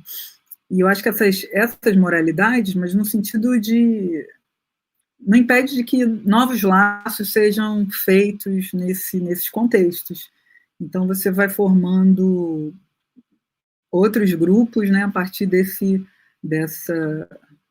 interesses mais variados, assim. Então, por exemplo, tinha uns garotos que no abrigo, eles estavam para... cada um tinha um benefício, eram 3 garotos que se conheceram no abrigo e que eles iam tentavam... assistente social, tentava, né? Era empenhada bastante nisso de tentar um apartamento para eles, né? No entanto, eles tinham... tinham crises, né? Para o centro psiquiátrico, faziam uso de remédios psicotrópicos, então era um trabalho embora eles tivessem renda, eles no abrigo eles tinham já uma rede de pessoas, eles iam no CAPS, eles circulavam, eles tinham a amizade deles, então eles ficavam juntos. Então, isso, no entanto, tinha essa questão, né, que eles tinham que sair dali, já tinham dinheiro, já tinham um benefício, então 3 salários, então esses 3 salários daria muito bem para alugar um espaço, então havia um empenho dessa assistente social nesse sentido, né. Nas ocupações, as relações comunitárias vão estar mais ainda em tensão por conta das questões do entorno, né, das políticas urbanas que foram se colocando. Então, as acusações se ampliaram, o volume das acusações foi ampliado de uma violência, todo dia tinha uma história nova de brigas e acusações que você estava querendo vender a ocupação, ou acusações que você tinha fechado com alguém da prefeitura, você estava passando informações, acusações que pessoas de fora estavam sendo incluídas no cadastro para conseguir os apartamentos, ou conseguir o aluguel social, e outras estavam sendo excluídas. Então, você tem, assim, uma rede de intrigas, né, que mas que também a gente não pode deixar de pensar esses conflitos todos nessa trama, né, das políticas, né, do momento, das políticas urbanas, que são muitas vezes, isso que eu falei, né, de uma violência muito... E aí são vários... são diferentes lugares de ataque, né, e de estigmatizações, enfim, um mundo de ataques assim, muito variado, mas constante, né, numa situação dessa, como eu falei, da gentrificação, né, do Porto Maravilha e das obras todas, então, e que diminuiu um pouco, assim, depois passado ainda continuam, mas diminuíram, assim. Então, acho que eu acho que é interessante, é um tema que esses vínculos, eu acho que valeria a pena a gente tentar aprofundar, assim, né, alargar um pouco, porque é pensar o pequeno, mas também pensar em relação a esse mundo maior, né, econômico, dos governos, das políticas, né, urbanas, a religião, né, você que é estudiosa da religião, né, acho que a gente está vendo aí a importância disso tudo, né, da religião, né, das religiões das margens, né, nessas relações, nessas disputas. Então, falta muito para a gente entender, né, essas coisas. Acho que muita pesquisa aí também.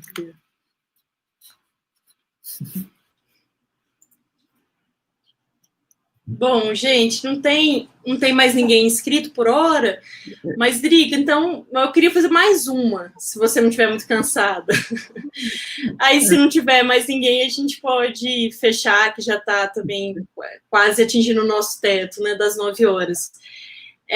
Não, é que eu até tinha comentado com você, né, enfim, conversando por mensagem, que eu ouvi recentemente uma palestra do Oswaldo Giacoia falando sobre o Agamben, o tempo messiânico, né, e como ele tem uma leitura própria, mas muito influenciada pelo Benjamin. Você começou a sua fala falando do tempo, da temporalidade e do Benjamin, né? Aí você falou como ele pensou o tempo não como progresso e como descontinuidade histórica, né? E eu fiquei pensando um pouco que teve um tipo de pensamento que dominou as ciências sociais brasileiras por um tempo, que era uma ideia de que, muito marcada pela ideia do progresso, né, e de que com o horizonte de superação e de inclusão dessas populações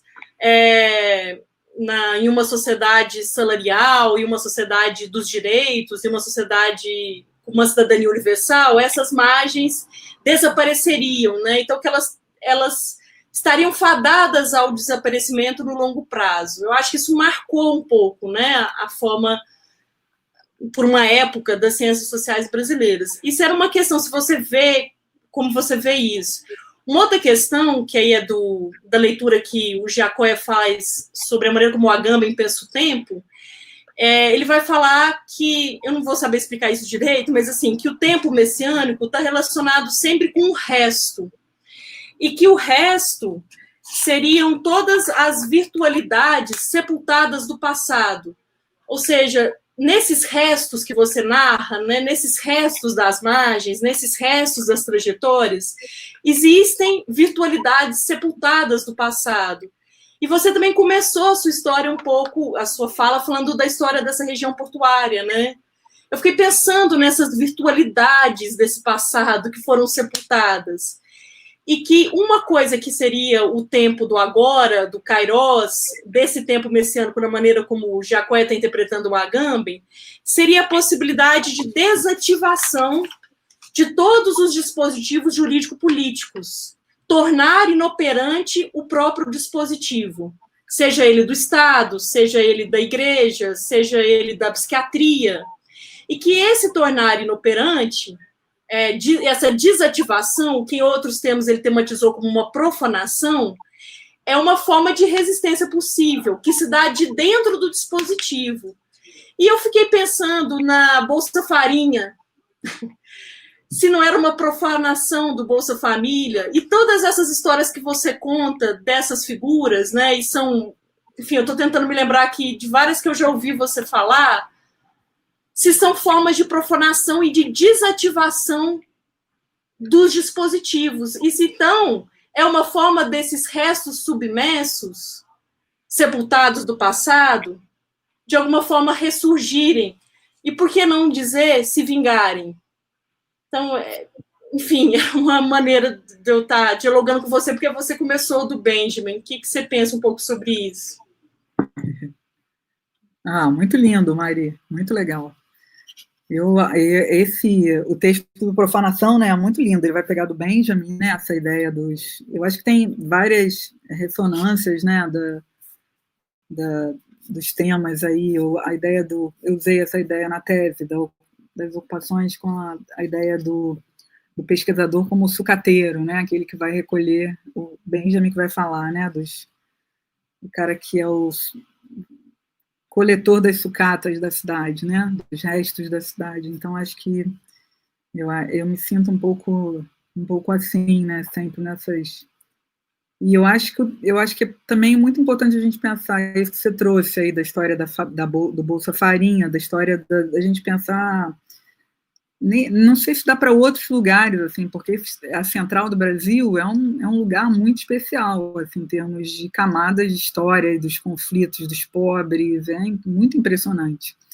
E não sei se daria para, em outros lugares, tanta riqueza, assim, né, de histórias, e tem o Morro da Providência, tem terminal de ônibus, tem a Avenida Presidente Vargas, que tirou removeu muitos casarios tem os judeus que moraram do outro lado, na Praça 11, então tem a zona portuária, tem as prostitutas do Canal do Mangue mais à frente, então você é uma região assim de muita riqueza.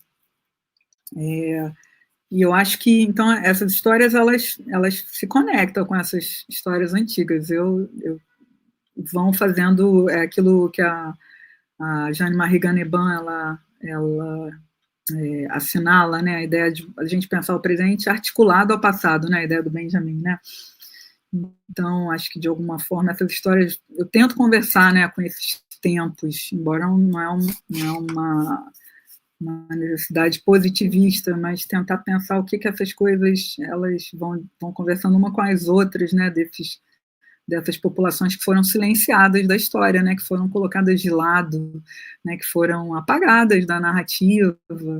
Então, acho que isso é de uma riqueza imensa, porque você também tem a vida social, mas você também tem essa vida dos processos históricos, né, as coisas não estão aí, nem as nossas pesquisas elas são conectadas também com outras pesquisas de outros tempos, as questões das pessoas, dos cronistas, das pessoas que estavam preocupadas, né, com essas questões jornalistas, da imprensa.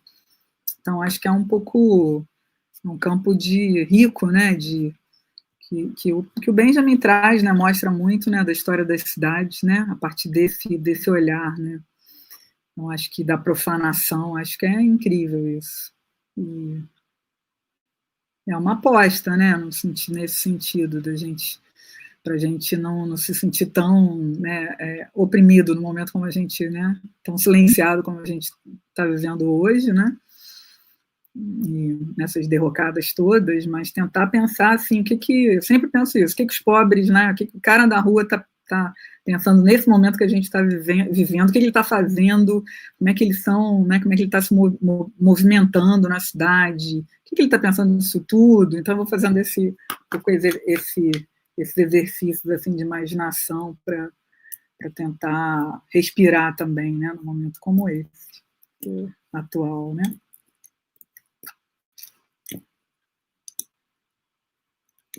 Aí dos mortos também, né, a vingança dos mortos, é o tema do Benjamin também, né, que os mortos, eles não estão de brincadeira, não, eles não morreram à toa, assim, não foram silenciados à toa, mas tem uma potência, assim, né, uma virtualidade, eu acho que é melhor dizendo, né, de estarem presentes, de estarem questionando, né, esses novos mortos que estão sendo produzidos, né, fora do tempo que deveria ser. Acho que é isso. Vou agradecer a vocês muito, adorei, assim, poder ter organizado essas coisas todas, essa conversa, essas conversas também são muito ricas, eu acho que a gente falar das periferias, né, essa paixão, assim, isso é muito importante, assim. Bom, obrigada, Drica, pela resposta. É bom que essas redes, né, que se uniram em torno das periferias de pesquisadores, de pessoas que vêm da violência, da religião, dos movimentos sociais, trouxe um intercâmbio muito rico, né, e que permanece em aberto. Então, eu gostaria, enfim, muito de agradecer a todos que estavam presentes aí, os alunos da disciplina, né, os pesquisadores que também participaram, estavam presentes e participaram no chat, e participaram com perguntas. Agradecer muito a Drica por ter né, nos agraciado aqui, aceito o convite, e agraciado a gente com essa pesquisa tão aberta, né, que você tem essa capacidade de fazer e que, enfim, é um ensinamento também teórico-metodológico, né, a gente não querer impor uma coerência a algo que realmente é aberto, porque isso silencia também esse aberto, né, e talvez essa própria capacidade de desativação que a gente não compreende, né, o que está até na pergunta da Lívia, o que é compreendido como acomodação, na verdade, é uma agência da produção da inoperância, talvez. E a inoperância, ela é uma ação, ela não é uma não-ação, né? O Agamben vai falar. Então, enfim, a gente está super satisfeito, enfim, de manter esse debate vivo. Então, gostaria de agradecer muito a todos e todas. E chamar também para o próximo... a próxima fala, né, do ciclo de debates Periferias Urbanas, que será, como sempre, né, às quintas-feiras, às 19 horas, e o próximo a falar, no dia 27, né, de agosto, será o José Cláudio Alves, da Universidade Federal Rural do Rio, que vai falar sobre a milícia, que foi citada aqui também pela Drica, né. Então, eu convido a todos para ouvir também a fala dele, que se chama Milícia, um projeto político, econômico e social do crime organizado pelo Estado no Brasil. Então, é isso, Drica, muito obrigada a todos e todas. A gente, então, encerra hoje mais um episódio do ciclo de debates Periferias Urbanas. Um abraço para todo mundo. Um beijo, Drica. Até. Tchau, tchau.